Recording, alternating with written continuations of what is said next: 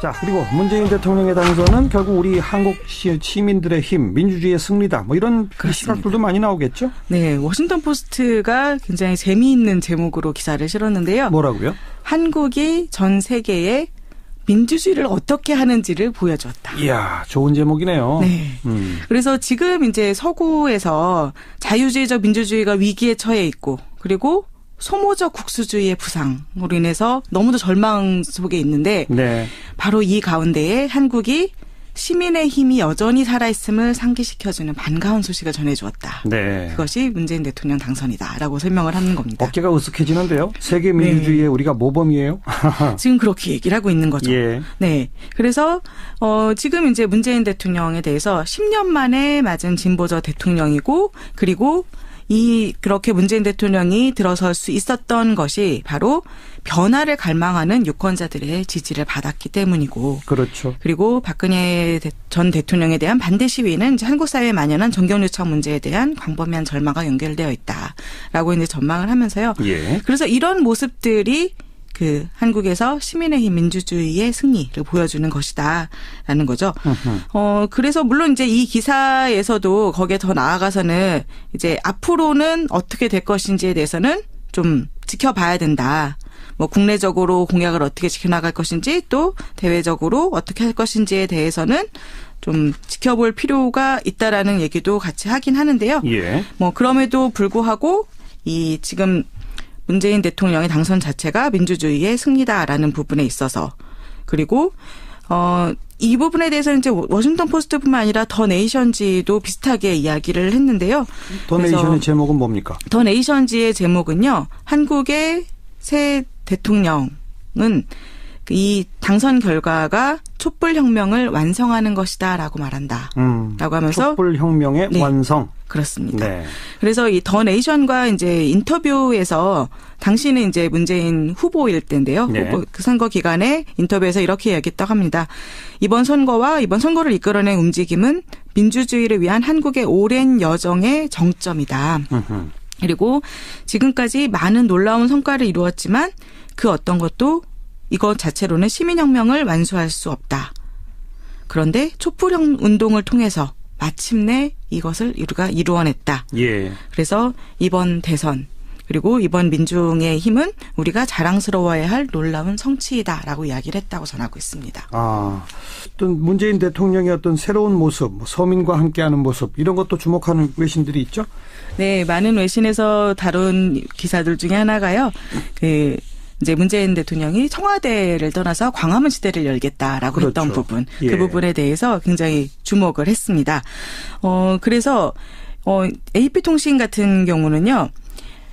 이제 청와대 집무실이 박근혜 전 대통령이 제왕적 대통령으로 통치를 했던 그런 상징이라고 표현을 해요. 그렇죠. 네, 그래서 대통령으로서의 주요 특권 중에 하나가 청와대로 여겨졌었는데 이것을 이제 버리기로 새 대통령이 선언을 하고 있다라고 이야기를 합니다. 그래서 청와대 집무실에 대해서 이제 좀 구체적으로 설명을 하고 있는데요.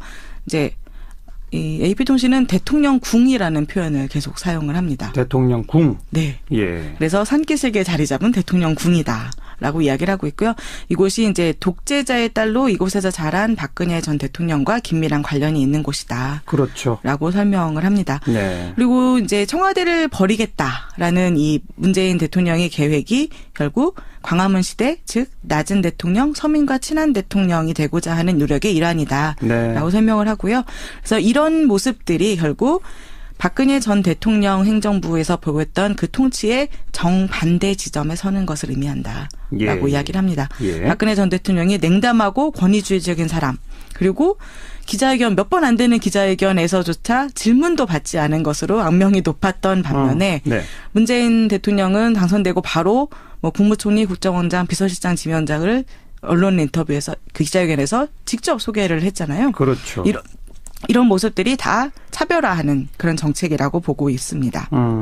그리고 또 이제 그 청와대 집무실의 상징과 관련해서 박근혜 전 대통령이 이제 그 독재자의 딸로서 청와대에 처음 들어오고 그다음에 2012년에 그 독재자를 영웅으로 칭송하고 그리워하는 그 노년층 유권자들의 지지를 받아서 다시 또 청와대에서 살았고, 네. 네. 그리고 박근혜 전 대통령에게 반대하는 대규모 시위가 벌어질 때 대중 앞에 거의 모습을 드러내지 않으면서 칩거에 있었던 장소. 네. 네. 그러한 그 구 정치의 유산을 청와대 집무실 대표적으로 상징한다고 보고 이것을 탈피하려고 하는 문재인 대통령의 노력에 대해서 조명을 많이 하고 있습니다. 그러고 보니까 박근혜 전 대통령은 진짜 청와대에서 20년 넘게 살았군요. 네, 그렇습니다.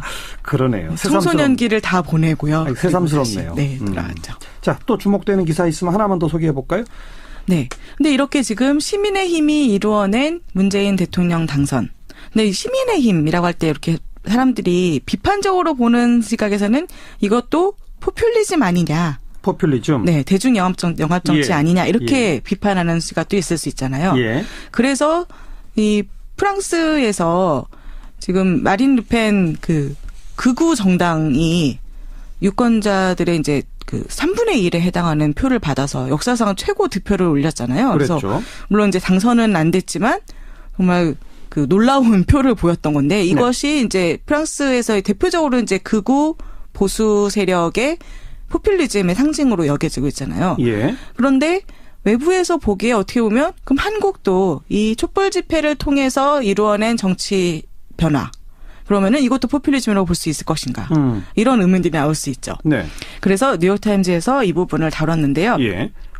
이번 주에 치러진 두 개의 대선으로 정점에 이른 두 가지 사건이 바로 프랑스 대선과 한국 한국인데. 대선인데 예. 외부에서 바라볼 때 이 두 모습은 이보다 더 다를 수 없을 정도로 다르다라고 이야기를 합니다. 그래서 뉴욕타임스 기사 제목은요. 정치운동이 포퓰리즘일 때와 아닐 때라고 해서 두 가지를 비교를 하고 있어요. 프랑스 마린 르펜의 득표는 포퓰리즘으로 뉴욕타임즈는 규정한 것이고 네. 한국은 아닌 것으로 규정하나요? 네. 아니라고 이야기를 조금 더 합니다. 설명해 주세요. 네.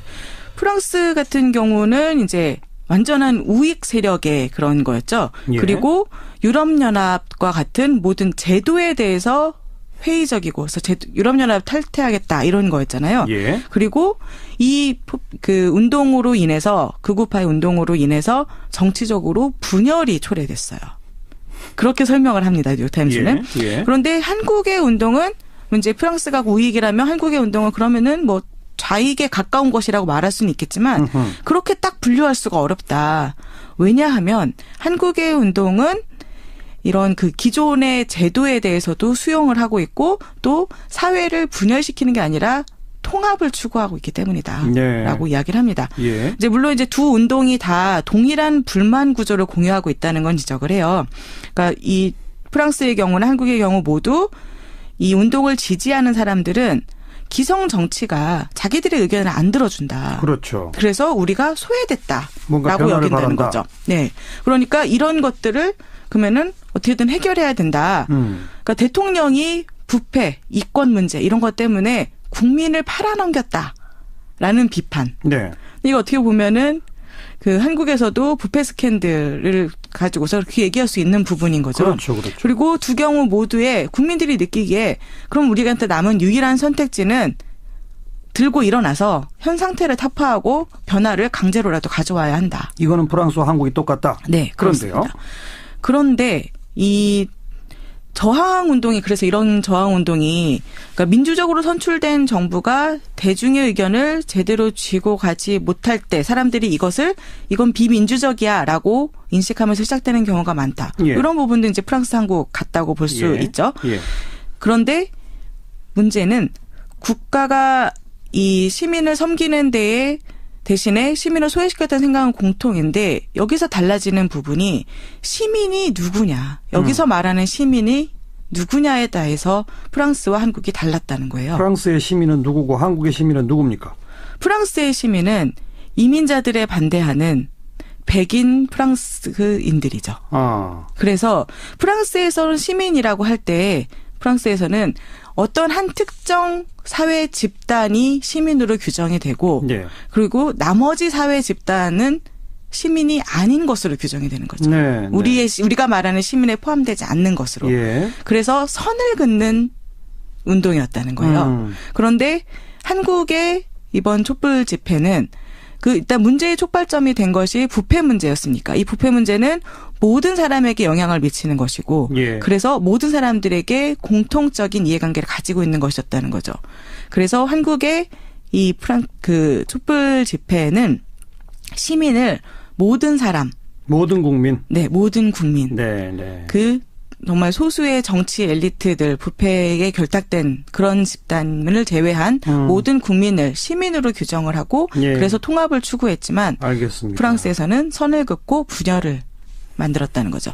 그래서 바로 이 부분이 포퓰리즘이냐 아니냐를 구분하는 그런 결정적 잣대라고 이야기를 합니다. 프랑스의 대중운동은 분열적 양상을 보이고 그래서 네. 포퓰리즘이고 네, 그렇습니다. 한국의 대중운동은 통합적 양상을 보였기 때문에 포퓰리즘으로 볼 수 없다. 네, 그래서 뉴욕타임즈는 명확하게 한국의 시위가 사회계층을 넘나드는 통합을 추구했다면 서구의 포퓰리즘은 선을 긋는 것이었고 그렇기 때문에 포퓰리즘이라는 명칭은 한국에는 적용되지 않는다.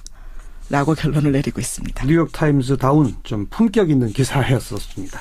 여기까지 할까요? 수고하셨습니다. 네, 감사합니다. 밖에서 본 한국 국제민주연대의 강은지 팀장이었습니다. 청와대 집무실에 대해서 이제 좀 구체적으로 설명을 하고 있는데요. 이제 이 AP통신은 대통령궁이라는 표현을 계속 사용을 합니다. 대통령궁. 네. 예. 그래서 산기슭에 자리 잡은 대통령궁이다. 라고 이야기를 하고 있고요. 이곳이 이제 독재자의 딸로 이곳에서 자란 박근혜 전 대통령과 긴밀한 관련이 있는 곳이다. 그렇죠. 라고 설명을 합니다. 네. 그리고 이제 청와대를 버리겠다라는 이 문재인 대통령의 계획이 결국 광화문 시대, 즉 낮은 대통령, 서민과 친한 대통령이 되고자 하는 노력의 일환이다. 네. 라고 설명을 하고요. 그래서 이런 모습들이 결국 박근혜 전 대통령 행정부에서 보였던 그 통치의 정반대 지점에 서는 것을 의미한다. 라고 이야기를 합니다. 예. 박근혜 전 대통령이 냉담하고 권위주의적인 사람. 그리고 기자회견 몇 번 안 되는 기자회견에서조차 대통령이고 그리고 그렇게 문재인 대통령이 들어설 수 있었던 것이 바로 변화를 갈망하는 유권자들의 지지를 받았기 때문이고. 그렇죠. 그리고 박근혜 전 대통령에 대한 반대 시위는 이제 한국 사회에 만연한 정경유착 문제에 대한 광범위한 절망과 연결되어 있다라고 이제 전망을 하면서요. 예. 그래서 이런 모습들이 그 한국에서 시민의 힘 민주주의의 승리를 보여주는 것이다라는 거죠. 그래서 물론 이제 이 기사에서도 거기에 더 나아가서는 이제 앞으로는 어떻게 될 것인지에 대해서는 좀 지켜봐야 된다. 뭐 국내적으로 공약을 어떻게 지켜나갈 것인지 또 대외적으로 어떻게 할 것인지에 대해서는 좀 지켜볼 필요가 있다라는 얘기도 같이 하긴 하는데요. 예. 뭐 그럼에도 불구하고 이 지금 문재인 대통령의 당선 자체가 민주주의의 승리다라는 부분에 있어서 그리고 이 부분에 대해서는 이제 워싱턴 포스트뿐만 아니라 더 네이션지도 비슷하게 이야기를 했는데요. 더 네이션의 제목은 뭡니까? 더 네이션지의 제목은요. 한국의 새 대통령은 이 당선 결과가 촛불혁명을 완성하는 것이다라고 말한다. 라고 하면서 촛불혁명의 네, 완성. 그렇습니다. 네. 그래서 이 더 네이션과 이제 인터뷰에서 당시는 이제 문재인 후보일 때인데요. 네. 후보 그 선거 기간에 인터뷰에서 이렇게 이야기했다고 합니다.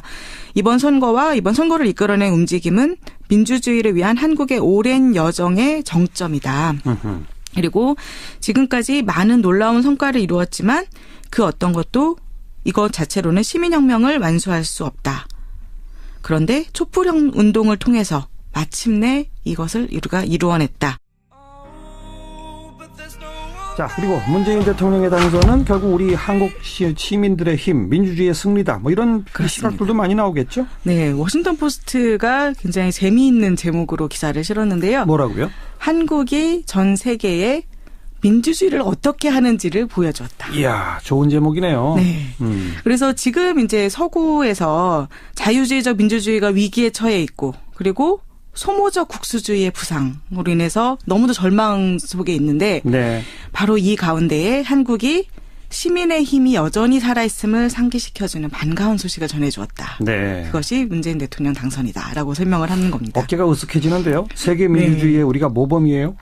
지금 그렇게 얘기를 하고 있는 거죠. 예. 네. 그래서 지금 이제 문재인 대통령에 대해서 10년 만에 맞은 진보적. 예. 그래서 이번 대선 그리고 이번 민중의 힘은 우리가 자랑스러워해야 할 놀라운 성취이다라고 이야기를 했다고 전하고 있습니다. 어떤 문재인 대통령의 어떤 새로운 모습, 서민과 함께하는 모습 이런 것도 주목하는 외신들이 있죠? 네, 많은 외신에서 다룬 기사들 중에 하나가요. 이제 문재인 대통령이 청와대를 떠나서 광화문 시대를 열겠다라고 그렇죠. 했던 부분, 예. 그 부분에 대해서 굉장히 주목을 했습니다. 그래서 AP통신 같은 경우는요, 이제 청와대 집무실이 박근혜 전 대통령이 제왕적 대통령으로 통치를 했던 그런 상징이라고 표현을 해요. 그렇죠. 네, 그래서 대통령으로서의 주요 특권 중에 하나가 청와대로 여겨졌었는데 이것을 이제 버리기로 새 대통령이 선언을 하고 있다라고 이야기를 합니다. 그래서